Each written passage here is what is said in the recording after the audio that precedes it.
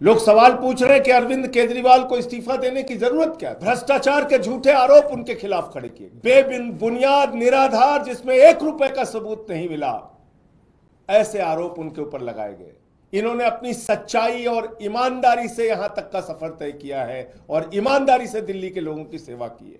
Supreme court ने कह दिया कि सीबीआई ने, ईडी ने जो कार्रवाई की है वो दुर्भावना से की है, राजनीति से प्रेरित होकर की है, कि आपकी सुरक्षा को खतरा है। कई बार आप पे हमला हो चुका है, मां बाप घर में थे उस वक्त भी उनके घर पे हमला हो चुका है, भारतीय जनता पार्टी के लोगों ने हमला किया है। एक भी स्कूल ऐसा नहीं बन पाया जिसमें प्रधानमंत्री अपनी फोटो खिंचवा सके और दिखा सके कि ये हमारा सरकारी स्कूल है। उनको टेंट का स्कूल गुजरात में, अहमदाबाद में चुनाव के दौरान बनवाना पड़ता है दिखाने के लिए, क्योंकि वो तो दिल्ली के लोगों को अपमानित करते हैं, कहते हैं मुफ्तखोर हैं, मुफ्तखोर हैं।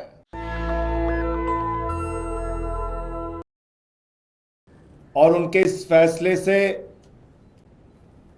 दिल्ली की जनता दुखी है, गुस्से में है, नाराजगी में है कि एक ईमानदार मुख्यमंत्री को, जिसने दिल्ली की जनता के लिए एक नहीं अनेक काम किए, उनको इस्तीफा देना पड़ा।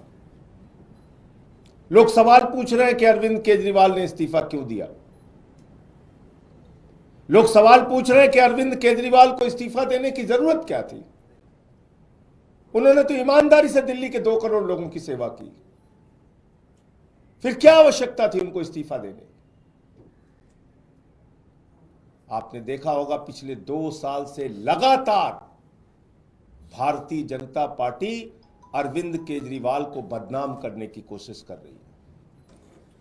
भ्रष्टाचार के झूठे आरोप उनके खिलाफ खड़े किए गए, बेबुनियाद निराधार, जिसमें 1 रुपए का सबूत नहीं मिला, ऐसे आरोप उनके ऊपर लगाए गए। बीजेपी वालों ने उनको भ्रष्टाचारी कहा, उनकी ईमानदारी पर सवाल उठाया।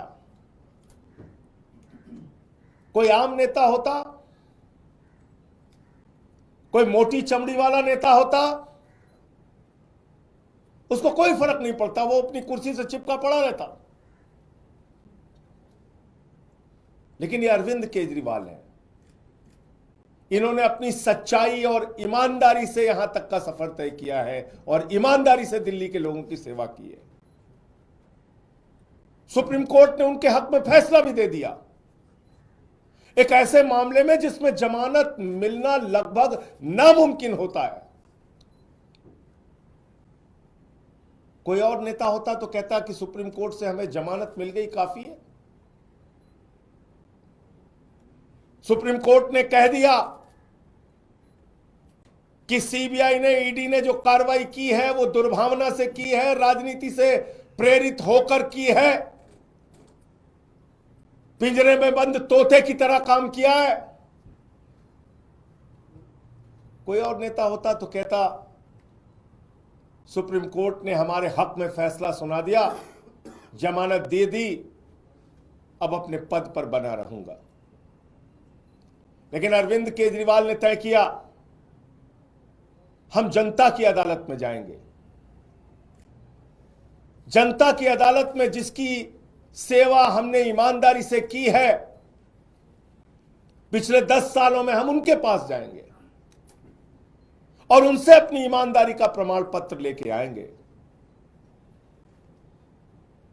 मुझे पूरा भरोसा है दिल्ली की जनता प्रचंड बहुमत के साथ अरविंद केजरीवाल को ईमानदारी का प्रमाण पत्र देगी, कि उन्होंने पूरी सच्चाई के साथ, ईमानदारी के साथ दिल्ली के लोगों की सेवा की है। मुख्यमंत्री के तौर पे बहुत सारी सुविधाएं किसी भी व्यक्ति को मिलती हैं, अरविंद केजरीवाल को भी वो सुविधाएं मिली हैं। कल जब उन्होंने इस्तीफा दिया तो पहली बात उन्होंने की कि अब हम ये सारी सुविधाएं छोड़ देंगे, मुख्यमंत्री को मिलने वाली सारी सुविधाएं छोड़ देंगे। बाकी नेताओं की हालत हम जानते हैं। अगर कभी किसी पद पे पहुंच गए, कोई सुविधा मिल गई तो उसको नहीं छोड़ने के लिए सालों साल लड़ाई लड़ते हैं, घर से मकान से चिपके रहते हैं। लेकिन अरविंद केजरीवाल ने फैसला किया है कि उन्होंने कहा हम अपना मकान खाली करेंगे, हम अपना घर खाली करेंगे। 1 हफ्ते के अंदर हम अपना घर खाली करेंगे। उनकी सुरक्षा को लेकर भी सवाल है। एक नहीं कई बार उनके ऊपर हमले हुए। हमने उनसे कहा, समझाने की कोशिश की कि आपकी सुरक्षा को खतरा है। कई बार आप पे हमला हो चुका है। मां बाप घर में थे, उस वक्त भी उनके घर पे हमला हो चुका है। भारतीय जनता पार्टी के लोगों ने हमला किया है। कई बार उनको शारीरिक नुकसान पहुंचाया गया, कहीं कालिक फेंकी गई, कहीं हमला किया गया, चोट पहुंचाई गई। ये सारा कुछ हुआ अरविंद केजरीवाल के साथ। उनके बूढ़े मां बाप हैं, उनकी पत्नी है, उनके बच्चे हैं, उनकी सुरक्षा को लेके हम सब चिंतित हैं। हमने समझाने की कोशिश की कि ये घर सिर्फ मुख्यमंत्री के तौर पे ही नहीं बल्कि आपकी सुरक्षा की दृष्टि से भी जरूरी है। लेकिन उन्होंने तय किया कि हमारी रक्षा भगवान करेगा, ईश्वर करेगा। मैं 6 महीने जेल में रहा, खूंखार अपराधियों के बीच में रहा, लेकिन बावजूद इसके ईश्वर ने मेरी रक्षा की, ईश्वर ही मेरी रक्षा करेगा, मुझे घर की कोई चिंता नहीं। तो उन्होंने घर छोड़ने का फैसला किया। घर छोड़ के लोगों के बीच में रहेंगे, आम लोगों के बीच में रहेंगे। अभी तय नहीं है कहां रहेंगे, लेकिन आप सबके प्यार से, आशीर्वाद से कोई ना कोई ठिकाना तय होगा जहां पर वो रहेंगे। लेकिन सवाल आज अरविंद केजरीवाल मात्र का नहीं है। सवाल है दिल्ली की 2 करोड़ जनता का। अरविंद केजरीवाल के साथ तो जो बीजेपी वाले कर रहे हैं वो आप देख रहे हैं, खुली आंखों से देख रहे हैं। झूठे भ्रष्टाचार के आरोप लगाए, जेल में उनको पकड़ के डाल दिया, उनके शिक्षा मंत्री को जेल में डाल दिया, स्वास्थ्य मंत्री को जेल में डाल दिया, पूरी पार्टी को तोड़ने की कोशिश की, आम आदमी पार्टी को खत्म करने की कोशिश की, अरविंद केजरीवाल की राजनीति को खत्म करने की कोशिश की। लेकिन आपके आशीर्वाद से अरविंद केजरीवाल ने अपने हौसले से उनकी इस राजनीति को जवाब देने का काम किया। अब समय आपका है, दिल्ली के लोगों का है, क्योंकि देश के प्रधानमंत्री तो खुलेआम कहते हैं मुफ्त की सुविधाएं बिल्कुल नहीं मिलनी चाहिए, बंद हो जानी चाहिए मुफ्त की सुविधाएं। आपको सोचना है, अरविंद केजरीवाल नहीं होगा तो दिल्ली का क्या होगा? अरविंद केजरीवाल नहीं होगा तो दिल्ली के लोगों का क्या होगा? जो बच्चों को मुफ्त शिक्षा मिलती है वो शिक्षा बंद हो जाएगी। 27 साल हो गए गुजरात के अंदर, एक भी स्कूल ऐसा नहीं बन पाया जिसमें प्रधानमंत्री अपनी फोटो खिंचवा सके और दिखा सके कि ये हमारा सरकारी स्कूल है। उनको टेंट का स्कूल गुजरात में, अहमदाबाद में चुनाव के दौरान बनवाना पड़ता है दिखाने के लिए। एक स्कूल नहीं बनवा पाए देश के प्रधानमंत्री 27 साल के शासन के बाद गुजरात के अंदर। पूरे देश में बताइए, भारतीय जनता पार्टी शासित राज्यों में जो स्कूल अरविंद केजरीवाल ने बनवाया, ऐसा एक स्कूल किसी राज्य में बना हो।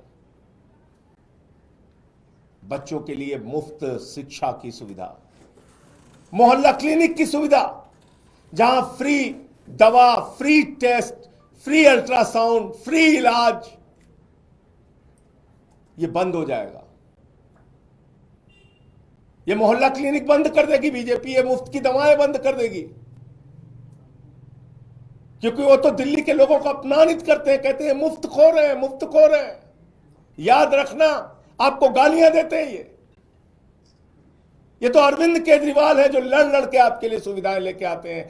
9 दिन तक एलजी के घर पे धरने पर बैठ के कहते हैं नहीं, मोहल्ला क्लिनिक की फाइल पास करो। अरविंद केजरीवाल नहीं होंगे तो ये मोहल्ला क्लिनिक बंद होंगे। फ्री बिजली लोगों का सपना था। दिल्ली के अंदर चुनाव प्रचार में अरविंद केजरीवाल जी जाते थे, लोग हाथ पकड़ लेते थे, कहते थे हमारी झुग्गियों में हजारों का लाखों का बिल आया है केजरीवाल साहब। वो अरविंद केजरीवाल है जिन्होंने कहा गरीब के घर में रोशनी तो होनी चाहिए, लेकिन उस रोशनी की कोई कीमत नहीं होनी चाहिए। फ्री बिजली किया। हिंदुस्तान की आजादी के बाद पहला मुख्यमंत्री जिसने फ्री में लोगों तक बिजली पहुंचाने का काम किया वो अरविंद केजरीवाल है। अगर जिस दिन अरविंद केजरीवाल नहीं होंगे, मुख्यमंत्री नहीं बनेंगे, तो ये फ्री बिजली की सुविधा भाजपा बंद कर देगी।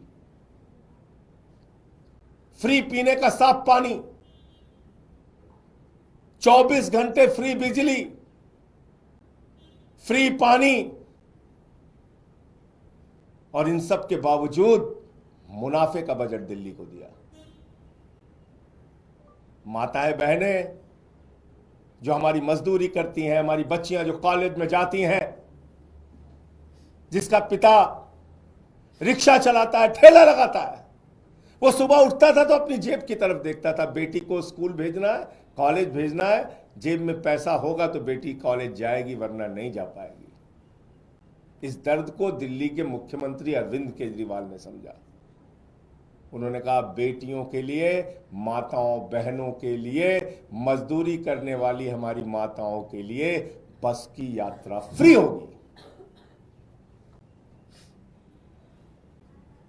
केजरीवाल नहीं होंगे तो ये बस की यात्रा की फ्री सुविधा खत्म होगी। इसलिए दिल्ली के लोगों आपको तय करना है। ये सारे काम, फ्री बिजली, फ्री पानी, फ्री शिक्षा, फ्री इलाज, मोहल्ला क्लिनिक, माताओं बहनों के लिए बस की फ्री यात्रा, और बुजुर्गों के लिए श्रवण कुमार बनके उनकी तीर्थ यात्रा कराने का जो संकल्प और काम पूरा किया है अरविंद केजरीवाल ने, भारतीय जनता पार्टी ये सारी की सारी सुविधाएं बंद करेगी, समाप्त करेगी, क्योंकि देश का प्रधानमंत्री और बीजेपी का सबसे बड़ा नेता नरेंद्र मोदी जी वो कहते हैं घूम घूम कर कि मुफ्त की सुविधा समाप्त होनी चाहिए, खत्म होनी चाहिए, मुफ्त की सुविधा तो मिलनी ही नहीं चाहिए। ये तो केजरीवाल है जिन्होंने कमाल करके दिखाया। सारी सुविधाएं देने के बावजूद मुनाफे का बजट दिया दिल्ली में। केजरीवाल ने एक नहीं अनेक बार कहा है कि दिल्ली के अंदर अब तक जो सरकारें थीं उन्होंने आपको धोखा देने का काम किया। खजाने में पैसे की कमी नहीं है, सरकारों की नीयत में कमी थी, और उन्होंने साफ नीयत से, ईमानदारी से दिल्ली के लोगों की सेवा की। तो अब दिल्ली के लोगों को तय करना है। नेशनल दस्तक की आपसे गुजारिश है कि अगर इसको बचाना चाहते हैं तो नेशनल दस्तक को सब्सक्राइब करने के लिए रेड कलर के सब्सक्राइब बटन को दबाएं, फिर बेल आइकन की घंटी दबाएं। नेशनल दस्तक को बचाने के लिए बहुत जरूरी है कि हर खबर को शेयर करें, लाइक करें, कमेंट जरूर करें।